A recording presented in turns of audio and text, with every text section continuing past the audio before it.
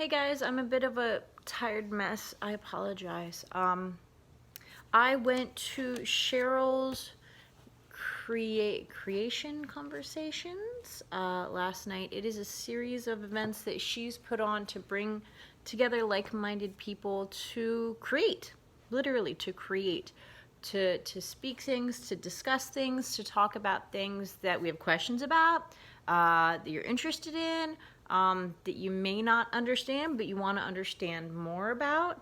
It's kind of like a no rules, no limits kind of thing.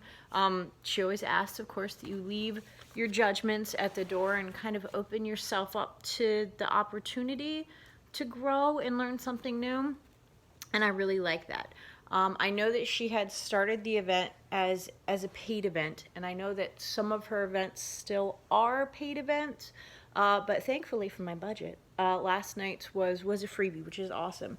And I think next month is her birthday. I think next month she's doing a freebie give back to the community as well, which is great. I really appreciate that. My budget really appreciates that.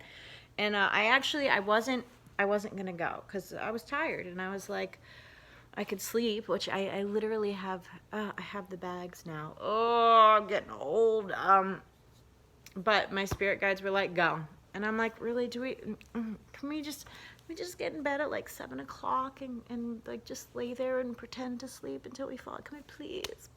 And they were like, go, and I'm like, fine, I'm going, but I'm not gonna be happy about it. No. So I went. I was excited because I had been trying to get to these events, and they're usually held on Thursdays, which, not a Thursday. And my rotating kid day off shift had not been able to meet up. In fact, I may or may not be able to make a birthday one, but I'm sending cupcakes. And so I was really excited to meet up with a small group of people. It was a different dynamic than I expected. Typically, it's younger folks who are kind of becoming more aware, and some older mentors who may have more experience, some teachers, but this was all older folks, which is great, and like a very, very good energy. You're not always gonna vibe with everyone. There was one person there that just looked uncomfortable, like body language, like crossed legs, crossed arms, like tucked in the corner of the room. So I was like, all right, that's interesting. It'll be interesting to see why she's come here, because everyone has their reasons. It'll be interesting to see why she's come here, and maybe I can learn something from everyone. That's always my goal, is to learn something, to take something away.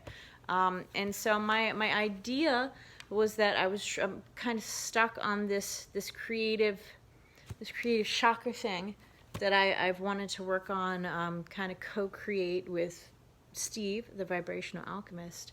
And my creative juices has been like, I tried a few things and I was like, I'm not happy with this. I'm not happy with this. So I was like, I'm gonna go. Maybe I'll plug in to my mojo and get a new idea, get some just refreshing vibes to continue on with this project. And I got something completely different. Got something completely different. You know, it was amazing. And I'll call her Corner Woman, because I feel like that's an interesting title for her. They always say that the people that kind of trigger you or affect you the most are ones that are really mirror reflections of yourself, or your fears, or your doubts, or some piece of your being that you need to see. And I think that's very true for this. She talked about how she was very unhappy in her job. She was 66, nurse, just bitter, angry, unhappy. And the facilitator, Cheryl, was like, how can you create joy out of this? How can you change things? And she was like, oh, I can't. And one of the other participants was like, well, Henry Ford said, whether you think you can or you can't, you're right. And it was interesting to see the language that she used, because a lot of people don't pay attention to the language that they use, but our words are very powerful, and it's spelling words, very powerful. And she kept saying, I can't. And like that stuck with me. And it was one of those things where I was like, I am very glad that I'm not her. I'm really glad that even though I've had some really shitty situations in my life, I worked through that anger and that bitter and that frustration and that everything, instead of letting it build up inside of me for however many years. You know, she said she was on her third husband. She said that, you know, one of the other gentlemen was talking about road trips with his wife, and she was like, well, I could never do that. My husband and I would kill each other. And I was like, I'm really glad I don't have that relationship. Like, it's one of those things where, like, instead of saying, yes, that's for me, you can say, I really appreciate that I'm not in that situation. Very good recognition to the universe that affirms that this is something that I don't want. I'd like a relationship. I'd like a really healthy relationship. But that is not something that I'm interested in receiving. So it's very good to be like, yes, universe, I would like this. It's also very good to affirm, I don't want that. So that was interesting in itself to see those little lessons kind of spark up and be like, I recognize that. I see that. The other thing that she mentioned very, very emotionally was that she was very upset and frustrated and angry and hurt that her son didn't want to take care of her. And of course, the first and most obvious question is, oh, are you sick? And she was like, no. And I'm like, well, then why would your son need to take care of you? And she was like, when I'm older. And I'm like, why can't you take care of yourself? You're a nurse. You're fully capable of taking care of yourself and others, because that's literally what you've been doing your entire career. And she was like, no, it's his job. And so we talked about the idea of expectations, and it reminded me, as a parent, also as a daughter, I'd always said it, if something happened to my dad, I would take care of him. If something happens to my Dawn, I'll take care of her to the best of my abilities. I'm not a nurse. Caretakers experience burnout and need help, and I recognize that I, as a single individual, may not be enough. I may have to bring in nurses, and if things go terribly wrong, we may have to bring in a full-time care nurse. I don't know. I don't know what the future holds, but I think acknowledging that potentially I may not be able to do it all myself was a very good lesson as a caretaker for someone with special needs, my kids.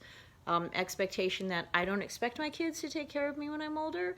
I'm not caring for them now in exchange for future care when I get older and may or may not need help. I also understand that, my parents aren't taking care of me now in expectation that your payment for this now is that you will take care of me and wipe my butt when I'm older. Now, there's not that expectation. It's been offered up, obviously, but there isn't that expectation so that they won't be disappointed. If I'm like, look, you guys both need nurse help at the same time, I'm calling in reinforcements. I'll be here. I'm going to be here. But I need reinforcements to help. I can't do this alone. So it was interesting to see a very healthy woman who's a nurse has these huge expectations for her children. She has a daughter too, but it's not the favorite. And like that alone was like, as a daughter, I was like, okay. Like I saw myself cringing in my head. And we talked about expectations, and the woman next to me was like, so let me get this straight. You're healthy. Your son has expressed that he's having his own difficulties with his family. Right now at this moment, you don't need care, and yet you're deeply and profoundly upset that he doesn't want to take care of you at some point, maybe when it's necessary in the future. And she was like, yes. And I was like, what do you say? You can't say anything to someone that's stuck in that mind frame with those blinders on. Yes, this is the expectation. This is it. You gotta wait for those blinders to kind of crack or fall off or something to happen. And again, I was like, I am really grateful that I'm not that person. Really grateful, really grateful. Universe, I don't want that. But something deeply and profoundly happened to me because of something she said. The lady next to me was explaining that she's able to be a stay-at-home mom because her husband does well. She has an autistic son and a not quite neurotypical daughter as well, but they're twins.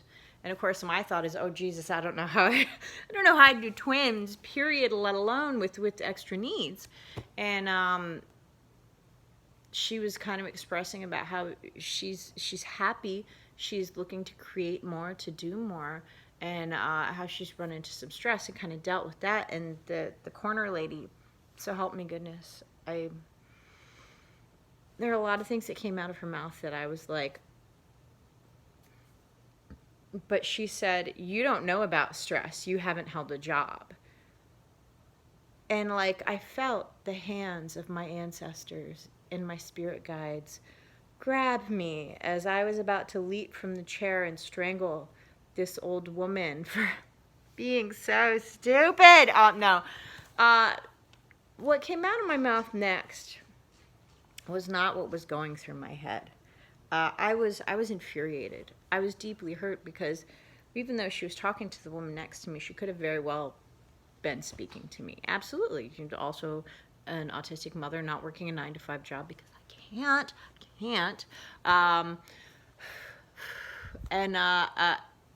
What I said was, how horrible is it that came out of your mouth? In my brain, it was like, what the was wrong? What the bleep is wrong with you? Because like that was my reaction was, what is wrong with you that you're pushing your bitterness and hate onto someone that's working hard to do more, but has restrictions, has restrictions. And I wanted to leap out of my chair and light her on fire. Like, I'm pretty sure I don't have that power at this point, or else she would have gone up in flames. I was so angry. I was angry. I was offended. I was hurt. It was like those words that weren't even meant for me. And it's because I've heard it all before. I've heard it all before. Well, why can't you get someone to watch your kids? I can't get someone to watch my kids now. I can't. I have difficulty. I've always had difficulty finding babysitters once they find out my son has autism, or they double their rates or triple them. Yeah, literally. When he's the easiest kid in the world to take care of when I'm not around, apparently. He just does his own thing. Working 9 to 5. Well, even a normal 9 to 5 parent has to take off because their kids are sick, doctor's appointments. I mean, there's a million appointments. And it is extremely stressful, fighting for your children's access to everything, dealing with paras. It's a lot. It's literally a full-time and a half job, momming, and then dealing with the administration of the special needs stuff. It is a lot. It is extremely stressful. I've worked a full-time job at a law firm, dealing with large money cases. And this is more stressful. I can tell you, I'd go back to that in a heartbeat. This is more stressful. But for someone who was already extremely unhappy with their life to be crapping on somebody else's life, it was like, okay, no, that's, I'm drawing the line. This is my line. And I felt that I was respectful because the words that wanted to come out of my mouth didn't, because of all the invisible fantastic hands covering it. But I was shocked afterwards at how much that had affected me, because seeing someone else verbally attack and insinuate that someone with a special needs kid isn't doing enough is like, dude, what the duck is wrong with you? Like, empathy, understanding, caring. She had none of those. She had none of those. And that's why I was like, okay, first off, I shouldn't have let it affect me, because it was coming from someone who's already bitterly miserable and doesn't want to change to be happy. Okay, that's good. A life lesson, right? Life lesson. And the other life lesson that, a lot of people had talked about was that nobody loves like you love. You know, I love other autistic mothers like I want to receive love from other autistic mothers.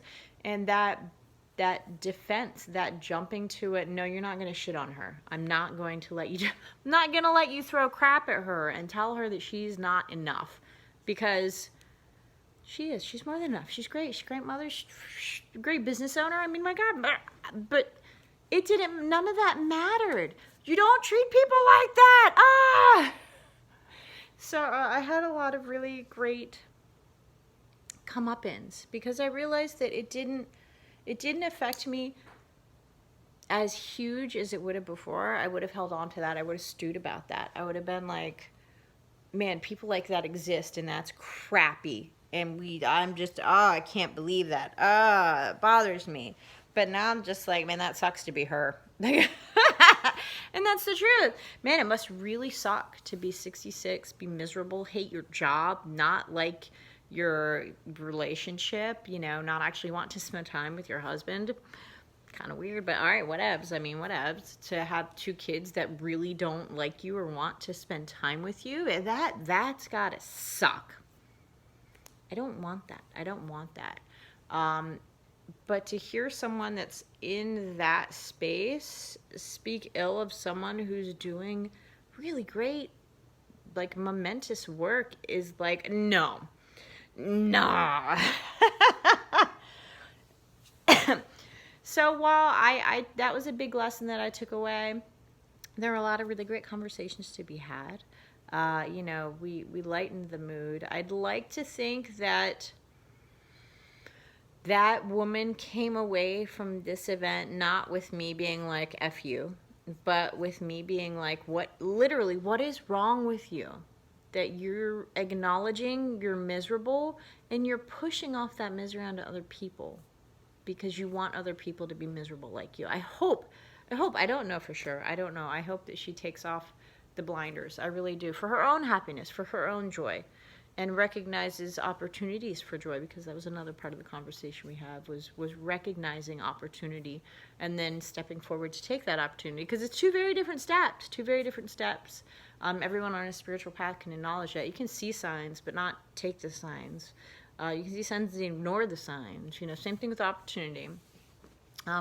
But I think it's a really great idea as far as gathering people together, introducing people to new ideas, talking through difficulties that you're having, and really talking about, you know, society pushing people into little boxes and how we don't have to accept those little boxes. So that was a really, really fantastic event, and I certainly took away from it differently than I had hoped to. But I recognized a lot of work and how far I had come in my own spiritual journey as well as my motherhood journey. So it was a really, really great experience. So I would highly recommend it if you're local. If you have any questions, let me know. Start your own spiritual, creative conversations circle in your area. It's a great way to gather. And I think gather is a very good word that we should probably focus on soon. I don't really like people. No. I like small groups of people. I don't like large groups of people. You will never find me doing platform readings for like 300 people. It's too much. It's too much. And I would really want to give a reading to everyone. So that's a little too much. You know, so small groups. But yeah, I'm not good at gathering people. I'm good at joining. Not good at gathering. So if you're good at gathering, get to it. We need more people like you. Thank you for your hard work. Thanks for watching. If you have any questions, let me know. I can direct you to Cheryl. And get involved. Start conversation. That's why videos like this are so important. Thanks, guys. Have a good one.